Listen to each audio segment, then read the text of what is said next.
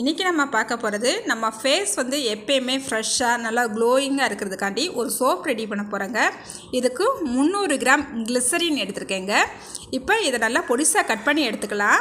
இப்போ இதுக்கு 2 பீட்ரூட்டு நல்லா கட் பண்ணி எடுத்து வச்சுருக்கிறேன். இதை ஒரு மிக்ஸி ஜாருக்கு மாற்றி நல்லா அரைச்சி எடுத்துகிட்டு வடிகட்டி எடுத்துக்கலாங்க.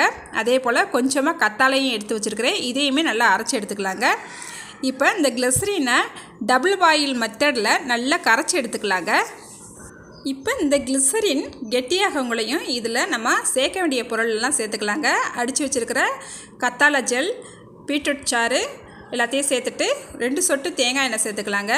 வாசனைக்காக கொஞ்சமாக ஜாஸ்மின் ஆயில் சேர்த்துருக்குறேன். எல்லாத்தையும் சேர்த்து நல்லா கலந்து விட்டுட்டு ஒரு சோப் மோல்டு எடுத்துக்கிட்டு இதெல்லாம் அதில் ஊற்றிக்கலாங்க. இப்போ பாருங்கள், இதை ஒரு 24 மணி நேரம் கழித்து தான் நம்ம எடுத்து யூஸ் பண்ண முடியுங்க. இப்போ பாருங்கள், நம்மளுக்கு சோப் ரெடியாகி வந்துடுச்சு. செம்மையாக இருக்குங்க. நீங்களும் ஒரு தடவை ட்ரை பண்ணி பாருங்கள்.